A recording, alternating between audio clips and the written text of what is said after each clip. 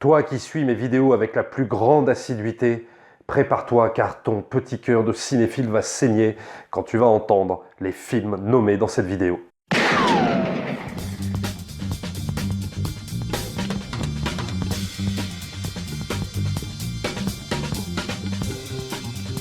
Bonjour et bienvenue dans cette nouvelle vidéo où on va parler cette fois des Razzie Awards. Et oui, période Oscar oblige. Alors les Razzie Awards, vous allez me dire, c'est la cérémonie qui sert à rien du tout, mais c'est plutôt marrant puisque c'est une cérémonie qui existe depuis 1981. Elle a été conçue comme une sorte de parodie de la cérémonie des Oscars. Et même si maintenant, c'est vrai que les Razzie Awards ont un petit peu perdu de leur intérêt, parce que c'est une cérémonie qui va tirer sur des ambulances, c'est-à-dire qu'à dire que Twilight c'est le pire film de l'année, ou 50 nuances de Grey, ou je ne sais trop quel autre film est le pire film de l'année, ou alors Donald Trump c'est le pire acteur de l'année parce qu'on l'a vu dans un documentaire, j'ai envie de dire, bon, ouais, bof, il y a mieux quand même comme pertinence. Mais ça ne fut pas toujours le cas puisque cette cérémonie qui a démarré en 1981 avait commencé quand même à établir un petit peu dans ses listes de nominés des films qui, pour certains, sont devenus cultes, limite intouchables, limite presque des chefs-d'œuvre, et eux à l'époque ils les avaient qualifiés de soit pire film de l'année, soit pire acteur, etc., etc. Et je vais vous en citer quelques-uns et vous allez voir, il y a quelques surprises quand même. Alors j'ai envie de dire que l'emblème de ces Razzie Awards, peut-être même la mascotte de ces Razzie Awards, c'est Sylvester Stallone. Alors Sylvester Stallone qui a reçu, je crois, plus de 10 Razzie Awards, acteur, réalisateur, scénariste confondus. Alors c'est vrai qu'il y a eu un espèce d'acharnement un petit peu sur Sylvester Stallone quant à cette cérémonie, mais en tout cas c'est représentatif de ce qu'était Stallone dans les années 90, voire début 2000, parce que c'est vrai qu'à ce moment-là, il tournait plus grand-chose d'incroyable. Il y a eu peut-être une ou deux exceptions avec des films comme Copland et tout ça, mais sinon c'est vrai que c'était souvent des projets un peu nanardeux, des scénarios sans intérêt, et ça s'est poursuivi assez longtemps comme ça, jusqu'à ce qu'il reboote un peu Rocky, avec Rocky Balboa. Mais c'est vrai que sinon, Stallone, ça a été vraiment un acharnement sur lui pendant des années au Razzie Award. Alors ça avait commencé avec Rocky 3, ça s'est enchaîné sur Rocky 4. Donc on peut dire quand même que Stallone c'est, on va dire, ouais, un peu l'emblème malheureux, j'ai envie de dire, de cette cérémonie. Alors il faut bien dire qu'en 1980, les Razzie Awards avaient commencé très fort parce que parmi la multitude de nanars de cette année-là, et d'ailleurs qu'ils ont récompensé en tant que pire film de l'année, etc., etc., il y avait quand même deux films nommés qui sont devenus cultes. Alors le premier, c'est Cruising avec Al Pacino de William Friedkin, qui est un super polar et qui a acquis, je pense, ses lettres de noblesse au fur et à mesure du temps. C'est un film alors qui est un petit peu glauque. C'est un flic qui doit infiltrer le milieu gay, sadomasochiste, etc.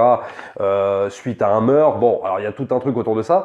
C'est un très très bon polar, mais un polar un peu torturé façon Friedkin. C'est un film qui a été nommé dans la catégorie pire réalisateur pour William Friedkin et pire film. Al Pacino, lui, n'a pas été nommé pour cette catégorie, fort heureusement. Le deuxième gros du morceau dans la même cérémonie, c'est Shining. Et oui, Shining, réalisé par Stanley Kubrick, qui a été nominé comme pire réalisateur de cette année. Il n'a pas gagné, mais il a été nominé. Pire actrice, Shelley Duvall. Et pire film, Shining, tout simplement. Alors moi, ça m'amuse, bien évidemment, parce que ceux qui me connaissent savent ce que je pense de Shining. Oui, je n'aime pas Shining. Ça m'a valu des torrents de haine quand j'ai dit que je n'aimais pas Shining. Ce qui est amusant, c'est qu'évidemment, le film est devenu culte, est devenu intouchable. C'est même presque devenu, pour certains, le meilleur film d'horreur qu'ils aient jamais vu. Mais ça aussi, c'est significatif de comment Stanley Kubrick était perçu à Hollywood lors de ses remises de récompenses, parce que c'est vrai qu'aux Oscars, ces films étaient nommés en tant que meilleurs films, mais ils n'ont pas gagné, et surtout lui n'était quasiment jamais nominé, ou alors quand il était nominé, de toute façon, il ne gagnait jamais. Un réalisateur de la trempe de Stanley Kubrick, donc c'est vrai que c'est quand même un peu fort de café, et donc finalement, le fait que Shining, pour peut-être une partie de la profession, peut-être c'était le moins bon film à cette époque-là, c'est représentatif de cette espèce de méfiance, je pense, qu'il y avait une partie du métier, même si évidemment les Razzie Awards ne représentent pas le métier, attention, mais peut-être une partie du métier, cette espèce de méfiance par rapport à ce que représentait Kubrick. Je pense que c'est un réalisateur qui leur faisait peur aussi, donc ça c'est aussi intéressant à noter. Alors on enchaîne aussi en 1982 avec un gros film, Les Portes du Paradis, réalisé par Michael Cimino, qui a gagné pire réalisateur de l'année. Par rapport à un avis personnel, La Porte du Paradis, c'est pas un film que j'aime énormément. Maintenant, donner le Razzie Award du pire réalisateur à Michael Cimino, faut quand même avoir un peu fumé la moquette, parce que on peut reconnaître quand même une très très grosse ambition de mise en scène sur ce film. Mais je pense que là, il a été aussi victime de cette espèce de syndrome, le film ne marche pas, le film a failli couler le studio pour lequel il bossait, donc c'est vrai que ça a été le film maudit, et puis c'était peut-être aussi une manière de remettre Michael Cimino à sa place, parce que je pense qu'il avait beaucoup d'idées un peu grandiloquentes, un peu mégalomaniaques, etc. On connaît un petit peu le cinéma de Michael Cimino, même si moi, évidemment, j'adore Voyage au bout de l'enfer, et que je trouve que c'est un chef-d'œuvre. Mais c'est vrai que Michael Cimino, il avait cette espèce de délire un peu mégalomaniaque autour de ses films, et le fait est que La Porte du Paradis s'est totalement planté au box-office. En tout cas, en 1982, La Porte du Paradis, pire réalisateur, Michael Cimino. Ensuite, on enchaîne encore avec du très très lourd, Scarface, réalisé par Brian De Palma en 1983. Le film est nommé dans la catégorie pire film de l'année, et également Brian De Palma nommé dans la catégorie pire réalisateur de l'année. Il n'a pas gagné le prix, mais il a quand même été nommé. C'est quand même incroyable de penser qu'à cette époque-là, en 83, Scarface a été nominé dans cette catégorie. Et quand on y pense, c'est aussi incroyable de se dire que le film n'a pas énormément marché et surtout n'a pas plu au public. Ça a été vraiment un film qui a été extrêmement mal reçu. J'en avais parlé dans une vidéo sur un top 5 Gangster Mafia et je l'avais quand même signalé. C'est vrai que c'est un film qui est devenu quasi intouchable, culte. C'est un film dont on a du mal à remettre en question la légitimité. Scarface est vraiment rentré dans l'histoire du cinéma comme peut-être un des plus grands films de gangsters.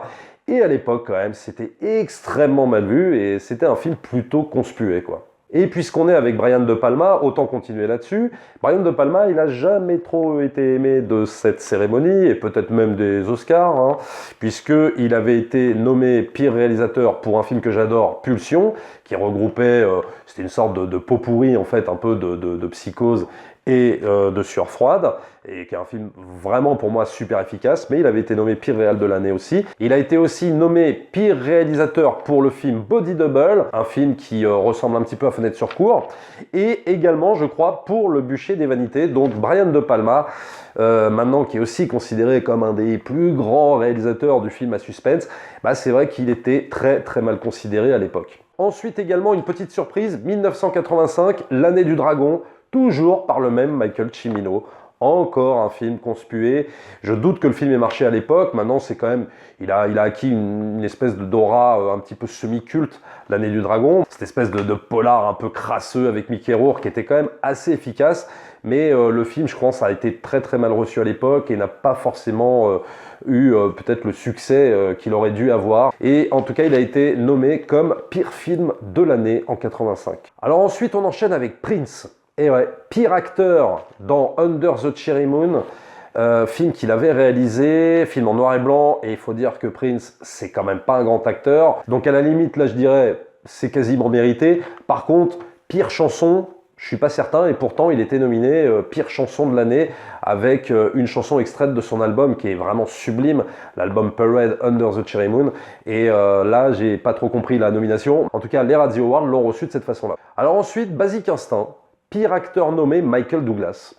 Ouais, alors ça aussi pour moi c'est quand même une grosse surprise parce que moi j'ai toujours trouvé de toute façon que Michael Douglas jouait super bien et je ne vois pas en quoi Michael Douglas jouait plus mal que dans les autres films. Enfin bon, alors maintenant on attaque un gros film culte aussi qui n'est pas forcément considéré comme un chef-d'œuvre par l'élite cinéphilique, mais quand même par les amateurs de films d'action de John McTiernan et d'Arnold Schwarzenegger.